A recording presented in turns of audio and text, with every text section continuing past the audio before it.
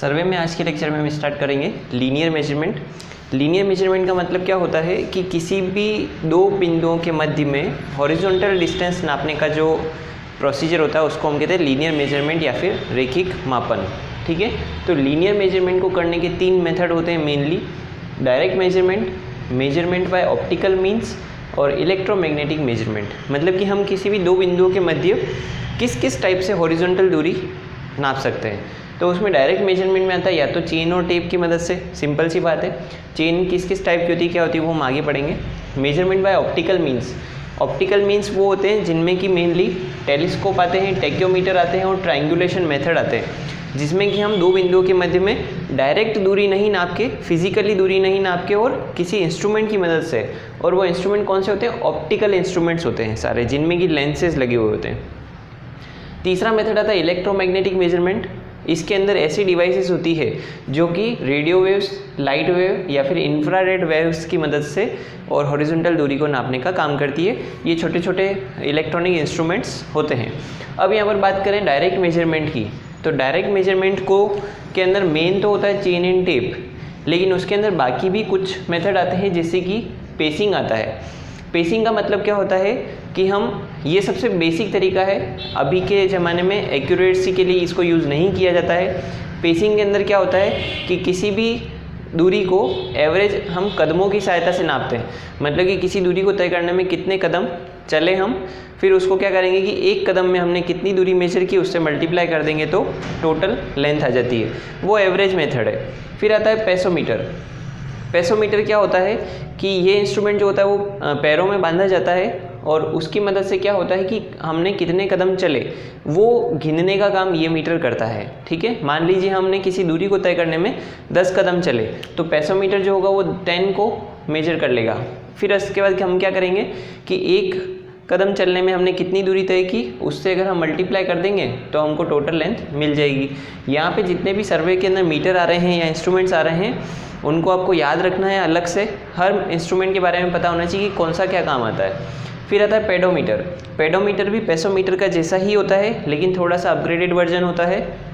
इसके अंदर क्या होता है कि हमने जितने कदम चले वो तो ये मेजर कर लेगा। मान लो हमने 10 कदम चले तो 10 कदम मेजर कर लेगा, साथ ही साथ वो डिस्टेंस से भी मल्टीप्लाई कर देगा। तो डायरेक्ट हमको जो मिलता है, इससे जो रीडिंग मिलती है वो डायरेक्ट हमको मेजर डिस्टेंस ही मिलती है। ठीक है, फिर आता है ओडोमीटर। तो ओडोमीटर क्या होता है कि ये जनरली रोडवेज में काम में लिया जाता है, जिसमें कि एक इसमें व्हील लगा होता है और उसके ऊपर एक हैंडल लगा हुआ होता है ऐसे। तो ये क्या करते हैं कि अगर किसी भी लेंथ को मेजर करना है तो वहाँ पे क्या करेंगे कि इस व्हील को टच करके और उस पर चलाया जाएगा, जिससे क्या होगा कि ये व्हील कितने राउंड घूमा, वो व्हील यहाँ पर जो डिवाइस लगी हुई होती है उसको वो मेजर कर लेती है। मान लीजिए ये 10 राउंड्स घूमा, ये वाला जो मीटर है वो मेजर कर लेगा। ठीक है, फिर हम क्या करेंगे कि इस सर्कल की, इस पहिए की जो परिधि है, मतलब कि सरकमफरेंस, ठीक है, ये एक चक्कर में तय की गई दूरी होगी। तो अगर हम इसको उसकी परिधि से, पहिए की परिधि से यानी कि सरकमफरेंस से मल्टीप्लाई कर देंगे तो टोटल लेंथ मिल जाएगी। ये होता है ओडोमीटर। फिर होता है स्पीडोमीटर। स्पीडोमीटर जनरली गाड़ियों में लगा होता है, जिससे कि उसमें टोटल कितना किलोमीटर डिस्टेंस चली वो नापा जाता है। तो स्पीडोमीटर जनरली गाड़ियों में ही होता है। तो हम किसी भी डिस्टेंस को, अगर वो लंबी दूरी है तो उसको गाड़ी पर बैठकर भी उसको मेजर कर सकते हैं। फिर उसके बाद चेन एंड टेप आता है। चेन्स जो है वो लोहे की कई टाइप की होती है, वो हम अभी पढ़ेंगे, और टेप्स भी कई टाइप होती है, वो भी हम देखते हैं हम। तो सबसे पहले अब बात करते हैं चेन के बारे में। तो चेन द्वारा जो डिस्टेंसेस मेजर की जाती है उसको हम बोलते हैं चेनिंग। तो अब चेनिंग देखते हैं। तो अब हम अगर चेनिंग की बात करें तो चेनिंग के अंदर मेनली कौन कौन से इंस्ट्रूमेंट्स यूज़ में लिए जाते हैं, तो वो होता है chain and tape, arrows, pegs, ranging rod, offset rod, plumb bob and ranging pole. ठीक है, सबसे पहले हम बाकी इन छोटे वालों की बात कर लेते हैं, ये बड़े टॉपिक है, इसको हम लास्ट में देखते हैं। सबसे पहले अगर एरोस की बात करें तो एरोस पता है आपको, मेटल वायर के इस टाइप से एरोस बने हुए होते हैं। 4 mm का वायर होता है डायामीटर का, ये ध्यान रखना है। एक तो जो चेन होती है वो भी 4 mm डायामीटर की बनी हुई होती है, वायर जो होता है उसका, और एरोस जो होती है वो भी उसी वायर की 4 mm डाया की ही होती है। जो एरोस होते हैं उनकी जो टोटल लेंथ होती है 25 से 50 सेंटीमीटर होती है। इन एरोस का यूज़ जनरली टेम्परेरी मार्क निशान लगाने के लिए किया जाता है। फिर उसके बाद आता है पेग्स। पेग्स क्या होते हैं? लकड़ी के कुछ इस शेप के टुकड़े होते हैं जिनको कि सर्वे करने के दौरान ज़मीन में किसी भी टाइप की मार्किंग को करने के लिए किया जाता है। इनको क्या किया जाता है कि ज़मीन के अंदर हथौड़ी की मदद से अंदर गाड़ दिया जाता है। और जो होता है इसकी टोटल हाइट होती है 15 सेंटीमीटर और इनको ज़मीन से ऊपर 4 सेंटीमीटर बाहर निकला हुआ रहने दिया जाता है। ठीक है। और फिर क्या किया जाता है कि अगर ये जिस पॉइंट पर लगाया गया है उससे रिलेटेड अगर कोई हमको वैल्यूज़ या कुछ रीडिंग्स लिखनी है तो उसके ऊपर ये वाला जो फेस होता है इसके ऊपर उसकी मार्किंग कर दी जाती है। और इसकी जो साइज़ होती है, ये जो साइड्स होती है वो जनरली 2.5 से 3 सेंटीमीटर लंबाई और चौड़ाई इस टाइप से होती है। फिर आता है उसके बाद रेंजिंग रोड। तो रेंजिंग रोड क्या होता है? एक लोहे का एक पाइप होता है, इस टाइप से एक रोड होती है जिसकी टोटल हाइट होती है 2 से 3 मीटर और उस पाइप का डायामीटर जो होता है वो 3 सेंटीमीटर होता है। और इसके ऊपर क्या किया जाता है कि ब्लैक एंड वाइट कलर में स्ट्रिप्स बनी हुई होती है इस टाइप से, या फिर रेड एंड वाइट या फिर रेड एंड ब्लैक, कुछ भी अलग अलग जो है वो उस पर कलर कॉम्बिनेशन होता है। इसका एक रीज़न ये होता है कि या एक तो ये जो है वो दूर से भी विजिबल हो जाए आसानी से, उसके लिए इनको किया जाता है। और साथ ही साथ एवरेज लेंथ मेजर करने के लिए भी इन स्ट्रिप्स का यूज़ किया जाता है। एक जो स्ट्रिप होती है कलर की वो 20 सेंटीमीटर लेंथ की होती है, मतलब कि हर स्ट्रिप 20 सेंटीमीटर की होगी। फिर इसके बाद ये जो रेंजिंग रोड होती है इसकी जो विजिबिलिटी होती है वो जनरली 200 मीटर दूर से भी मानी जाती है कि इस रेंजिंग रोड को 200 मीटर दूरी से भी देखा जा सकता है। उसके बाद आता है ऑफसेट रोड। तो ऑफसेट रोड क्या होती है? लेकिन उससे पहले यहाँ पर एक और आएगा, रेंजिंग रोड के साथ में एक रेंजिंग पोल भी आता है। ठीक है। तो रेंजिंग पोल जो होता है वो रेंजिंग रोड के जैसा ही होता है, लेकिन वो थोड़ा सा जो है वो इसकी साइज़ में बड़ा होता है। उसकी जो हाइट होती है रेंजिंग पोल की वो जनरली 4 से 8 मीटर तक लंबाई उसकी होती है। अब हम बात करते हैं ऑफसेट रोड की। तो ऑफसेट रोड जो होती है इनको नाम से ही पता चल रहा है कि एवरेज ऑफसेट लेने के लिए इनका यूज़ किया जाता है। मतलब कि ऑफसेट क्या होता है? किसी भी सेंटर लाइन से चेन से 90 डिग्री पर कोई अगर हमको लेंथ ड्रॉ करनी है या फिर लेंथ मेजर करनी है तो वो कहलाता है ऑफसेट। तो उसके लिए इसको यूज़ किया जाता है। फिर होता है प्लम बॉब। तो प्लम बॉब जो होता है वो आप सभी को पता है किस टाइप से होता है। प्लम बॉब का जनरल जो यूज़ होता है वो क्या होता है कि ग्राउंड पर स्थित किसी पॉइंट को हमारे प्लेन टेबल के ऊपर ट्रांसफ़र करने के लिए या फिर किसी ऊंचाई वाले पॉइंट को नीचे ट्रांसफ़र करने के लिए प्लम बॉब का जनरली यूज़ किया जाता है। और इसको जो है वो जनरली जो इसका मेन यूज़ होता है वो होता है स्लोपिंग ग्राउंड में जब हम चेनिंग करते हैं। स्लोपिंग ग्राउंड में जब हम चेनिंग करते हैं तो चेन के पॉइंट को ग्राउंड पर ट्रांसफ़र करने के लिए प्लम बॉब को यूज़ किया जाता है। फिर आता है उसके बाद रेंजिंग पोल, जो कि हम पहले यहाँ पर पढ़ चुके हैं। अब हम बात करते हैं डिफरेंट टाइप्स की चेन्स के बारे में। तो यहाँ पर मेनली 5 टाइप की चेन्स होती है: मीट्रिक चेन, गंटर और surveyor chain, engineer chain, revenue chain और स्टील बैंड और बैंड चेन। तो सबसे पहले हम बात करते हैं मीट्रिक चेन के बारे में। मीट्रिक चेन की जो जनरल लेंथ होती है वो होती है 5 मीटर, 10 मीटर, 20 मीटर और 30 मीटर की लेंथ में ये अवेलेबल होती है। मीट्रिक चेन जो होती है वो दिखने में कुछ इस टाइप की होती है, जिसमें कि क्या होता है, मेटल के वायर से बने हुए लिंक्स होते हैं। तो ये जो एक टुकड़ा होता है वो एक लिंक कहलाता है। ठीक है। और ये जो वायर होता है, जिस वायर से बनी हुई होती है, उस वायर का जो डायमीटर होता है वो 4 mm का डायमीटर होता है। और उनके बीच में जो है वो कुछ इस टाइप से छोटे छोटे जो है वो रिंग्स लगी रहती है, जिनसे कि ये आपस में जुड़े होते हैं। और इस एक लिंक की जो लेंथ होती है वो हमेशा 20 सेंटीमीटर होती है। ठीक है। और चेन की जो टोटल लेंथ नापी जाती है वो हमेशा हैंडल के आउटर एंड से आउटर एंड तक नापी जाती है, जिसके अंदर की हैंडल को भी काउंट किया जाता है। और हैंडल और यहाँ पर चेन के बीच में जो कनेक्शन होता है वो कौन सा जॉइंट होता है? वो होता है स्विवल जॉइंट। ठीक है। अब इसके बाद हम बात करें कि चेन के अंदर, क्योंकि चेन जो होती है काफ़ी लंबी होती है, तो उसके अंदर डिस्टेंस को मेजर करने में आसानी हो, उसके लिए बीच बीच में जो है वो टैलीज और टैग्स जो है वो लगे हुए होते हैं।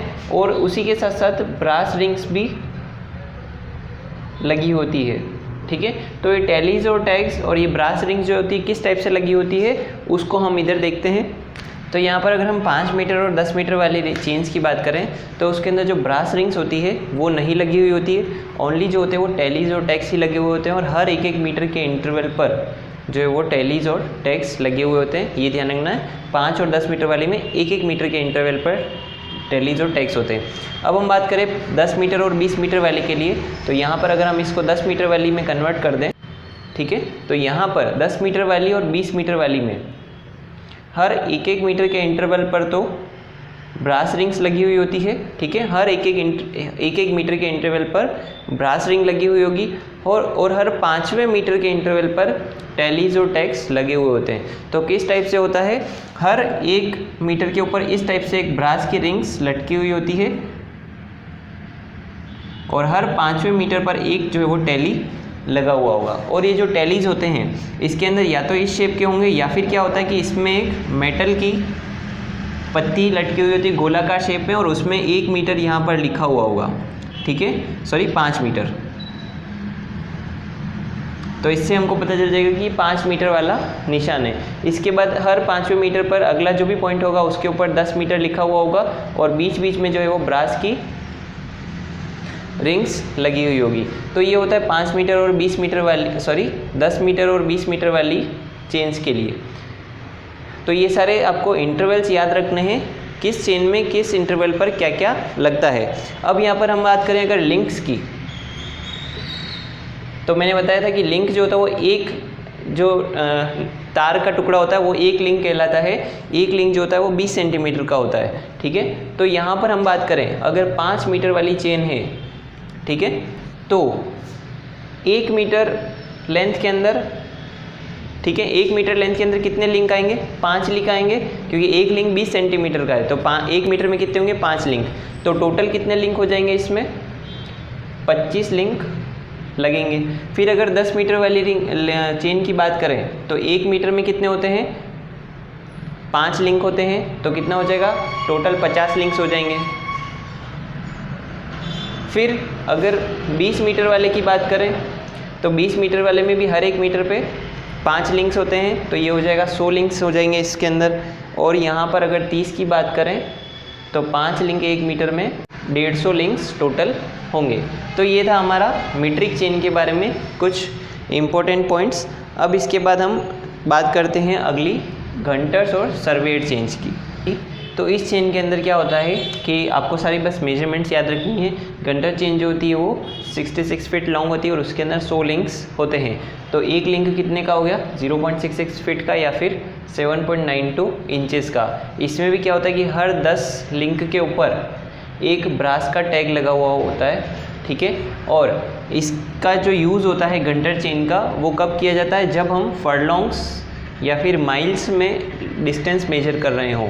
फर्लॉन्ग भी एक डिस्टेंस मेजरमेंट करने की यूनिट होती है और अगर एरिया को नापना है तो एकड़ में नापना है। तो यहाँ पर हमको एग्ज़ाम में पूछा जा सकता है कि अगर हमको फर्लॉन्ग्स में डिस्टेंस मेजर करनी है तो हम कौन सी चेन का यूज़ करेंगे, तो उसके लिए आंसर होगा घंटर चेन या सर्वेयर चेन का।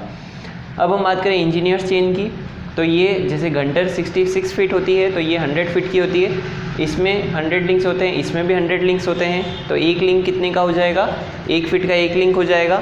और इंजीनियर्स चेन जो होती है उसका यूज़ फिट में या फिर डेसिमल में डिस्टेंस को मेजर करने के लिए किया जाता है। इसमें भी वही होता है, हर 10 लिंक पर एक ब्रास टैग लगा हुआ होता है।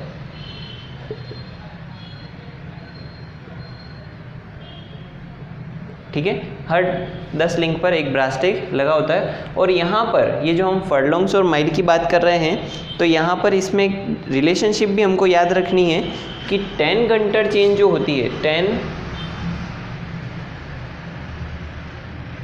घंटर चेन जो होगी वो किसके बराबर होगी, 1 फर्लॉन्ग के बराबर। मतलब कि 1 फर्लॉन्ग के अंदर 10 घंटर चेन्स को हम बिछा सकते हैं। उसी के साथ साथ 80 घंटर चेन जो होती है, 80, वो होती है 1 माइल के बराबर। ठीक है, ये भी अपन को याद रखना है। फर्लॉन्ग में नापना है तो उसके अंदर 10 चेनें यूज़ में आएगी और अगर 1 माइल को नापना है तो उसके अंदर 80 घंटर चेन जो होगी वो काम में आएगी। इसके बाद बात करते हैं रेवेन्यू चेन की।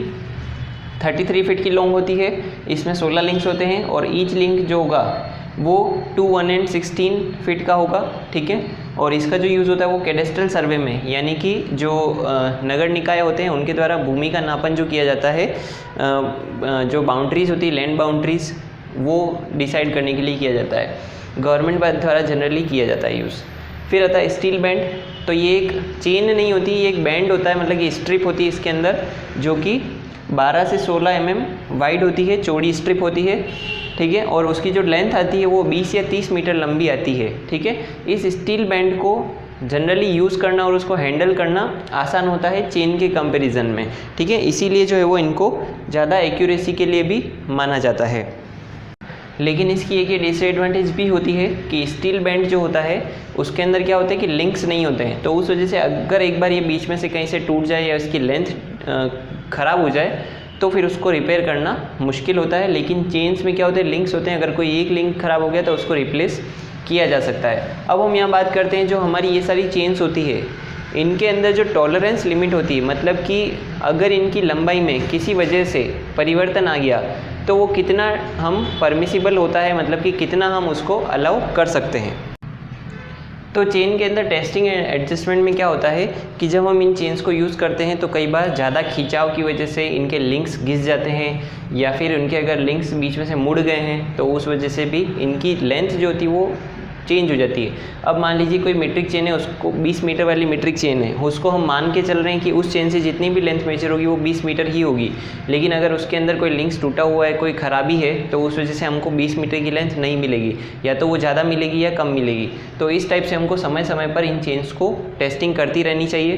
तो टेस्टिंग करने के लिए कुछ स्टैंडर्ड्स होते हैं कि जब हम इस टेस्ट को करेंगे, मतलब कि इनकी लेंथ को जाँचेंगे, तब हमारा जो टेम्परेचर होना चाहिए वो 20 डिग्री सेंटीग्रेड होना चाहिए, ठीक है। और चेन को कैसे टेस्ट करेंगे, तो उसको क्या करेंगे कि पूरे प्लेन ग्राउंड के ऊपर बिछा देंगे, ठीक है। तो बिछाने से क्या होगा कि बिछाने पर हम इसको कितना फोर्स लगाकर खींच के रखेंगे, ज़्यादा खींच के रखेंगे तो उसकी लेंथ ज़्यादा मिलेगी, ठीक है। हो सकता है थोड़ी mm में डिफरेंस आ जाए, तो इस वजह से इसको कितने फोर्स से खींचा जाना चाहिए वो भी इन्होंने फिक्स कर रखा है, वो होता है 8 kg। तो चेन को 8 किलो के वजन से खींच कर रखा जाना चाहिए, फिर उसको नापना चाहिए टेस्टिंग करने के लिए। तो यहाँ पर जो टॉलरेंस लिमिट होती है तो वो होती है, अगर हम 5 मीटर चेन की बात करें तो उसके अंदर जो टॉलरेंस होता है वो होता है ±3 mm का, मतलब कि चेन में 3 mm का ऊपर नीचे चल सकता है, उससे ज़्यादा नहीं होना चाहिए वेरिएशन। फिर 10, 20 और 30 की बात करें तो इनमें जो टॉलरेंस परमिसिबल होता है वो इसमें भी होता है ±3 mm का, इसमें होता है ±5 mm का, और इसके अंदर होता है ±8 mm का। ये टॉलरेंस चलता है। तो मतलब कि टोटल लेंथ कितनी हो सकती है इसकी चेन की, इस 5 मीटर की जो चेन है उसकी लंबाई होगी 5 ± 3 mm। उसी के साथ 10 मीटर वाले की होगी 10 मीटर ±3 mm, यहाँ पर मीटर आएगा। फिर आएगा 20 मीटर ±5 mm। ये टोटल लेंथ होती है इनकी इस टाइप से। अब हम बात करते हैं इसमें इन लेंथ को टेस्टिंग करते टाइम अगर इनमें कोई एरर आ जाती है, कोई लेंथ बड़ी है कोई छोटी है, तो उनको किस टाइप से ठीक किया जाना चाहिए। तो उनके बेसिक तरीके होते हैं, जैसे कि अगर किसी चेन की लेंथ कम पड़ रही है तो हम क्या करेंगे कि उसके बीच में जो लिंक्स होते हैं उनको हम प्रेस करके चपटा कर देंगे, उस वजह से वो लिंक जो है वो थोड़ा लंबा हो जाएगा और उस तरीके से उसकी लेंथ बढ़ जाएगी।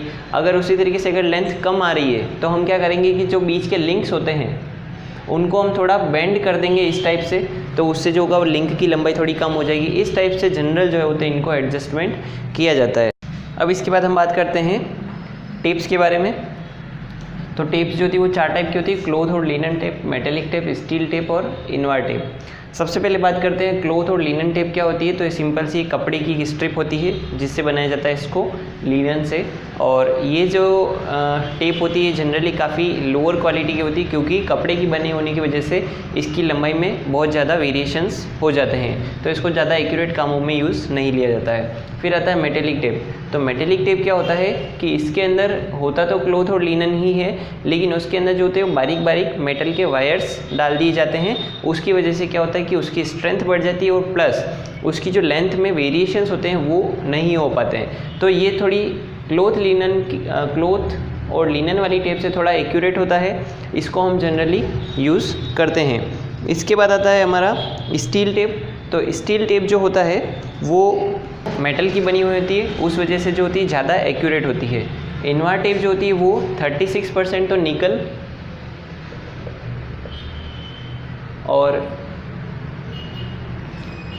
64% जो है वो स्टील की मिक्स मेटल से बनी हुई होती है, ठीक है। इनवा टेप जो होती है वो काफ़ी मोस्ट एक्यूरेट होती है, इसकी लेंथ में ज़्यादा वेरिएशन होने की संभावना नहीं होती है, क्योंकि जो है वो इसका थर्मल कोएफिशिएंट जो होता है, मतलब कि इसमें तापमान के कारण फैलाव का जो इफेक्ट होता है वो स्टील की तुलना में 1/30 ही होता है, ठीक है। तो इनवा टेप का थर्मल जो कोएफिशिएंट होता है वो 1/30 होता है, किसका? स्टील टेप की तुलना में। लेकिन इस टाइप की टेप में जो एक प्रॉब्लम होती है वो ये होती है कि ये काफ़ी एक्सपेंसिव होती है और इजीली जो है वो मुड़ जाती है, क्योंकि थोड़ी सॉफ्ट होता है वायर, ठीक है। इस वजह से जो इसमें क्रिप के कारण लेंथ में वेरिएशन आने की संभावना रहती है। तो इस कारण से जो है वो इसको जनरली काफ़ी बड़े टाइप के जो सर्वेज होते हैं, जनरली जो है वो सर्वे के अंदर बेस लाइंस जो होती है उनको मेजर करने के लिए इनको काम में लिया जाता है। तो ये पूछा जाता है कि सर्वे के अंदर, बड़े सर्वे के अंदर बेस लाइन को मेजर करने के लिए कौन सी टेप को यूज़ किया जाना चाहिए, तो वो आएगा इसमें इनवा टेप। इसके बाद हमारा अगला टॉपिक आता है रेंजिंग। तो सबसे पहले देखते हैं कि रेंजिंग का मतलब क्या होता है। तो रेंजिंग का मतलब ये होता है कि कोई भी हमने सर्वे लाइन बनाई है किसी भी बड़े फील्ड के ऊपर, तो हमने बेस ग्राउंड के ऊपर ये एक सर्वे लाइन बनाई है, लेकिन अगर बहुत ज़्यादा लंबी डिस्टेंस है, एक चेन से भी ज़्यादा लेंथ की है, तो उस वजह से क्या होगा कि ये जो लाइन है वो टेढ़ी होने की संभावना रहेगी। अगर हमको सीधी लाइन बनानी है तो उसको सीधी को चेक कैसे करेंगे, तो उसको बोलते हैं हम रेंजिंग ऑफ सर्वे लाइन। मतलब कि ये लाइन अगर हम इस टाइप से यहाँ तक बनाई, फिर चेन ख़त्म हो गई, फिर हमने अगली लाइन अगर आगे बढ़ाई और वो कुछ इस टाइप से टेढ़ी चली गई, तो उस वजह से जो है वो सर्वे गलत हो सकता है। तो इस लाइन को सीधी है या नहीं, स्ट्रेट है या नहीं, उसको चेक करने का जो मेथड कहलाता है वो कहलाता है ranging out of survey line. तो इसके दो मेथड होते हैं, डायरेक्ट मेथड और इनडायरेक्ट मेथड। सबसे पहले डायरेक्ट मेथड की बात करें तो पहला आता है इसमें रेंजिंग बाई आई।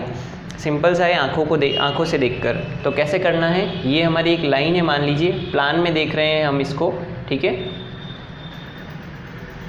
वो कुछ इस टाइप से जा चुकी है। तो हम क्या करेंगे कि यहाँ पर खड़े रहेंगे, हम इस लाइन को ऊपर से देख रहे हैं, यहाँ पर खड़े रहेंगे, एक रेंजिंग रोड यहाँ खड़ी रहेगी, एक रेंजिंग रोड बीच में कहीं पर लगेगी और एक रेंजिंग रोड जो है वो एंड पर लगेगी। फिर हम क्या करेंगे कि यहाँ पर खड़े रहकर और इन तीनों रोड को सीध में देखेंगे।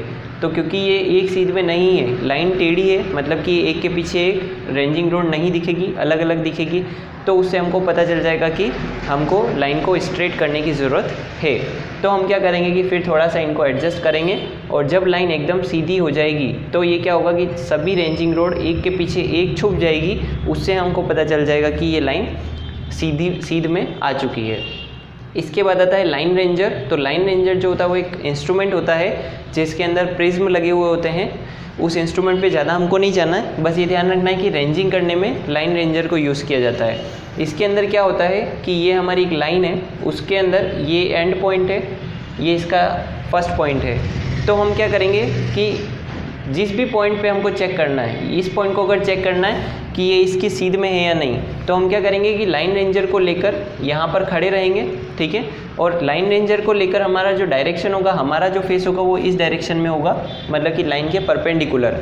तो क्या होगा कि लाइन रेंजर के जब अंदर हम देखेंगे तो उसमें कुछ इस टाइप से इमेज बनती है। उसके अंदर दो प्रिज्म लगे हुए होते हैं, तो उसके अंदर एक इमेज तो इस रॉड की दिखती है और एक इमेज इस रॉड की दिखती है।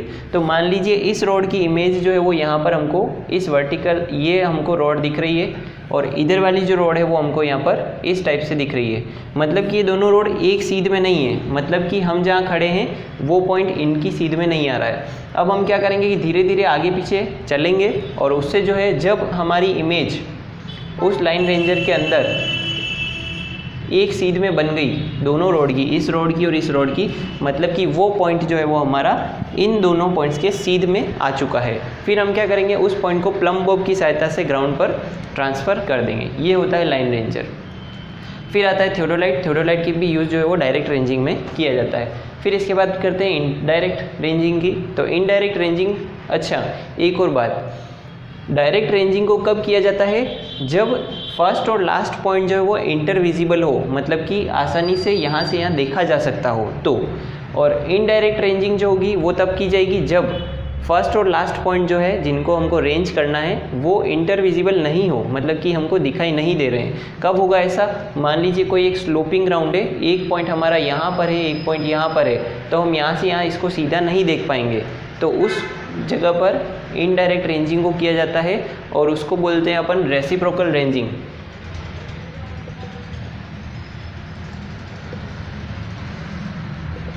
ठीक है, रेसिप्रोकल रेंजिंग की मदद से ऊंचे नीचे ग्राउंड पर हम रेंजिंग को कर सकते हैं।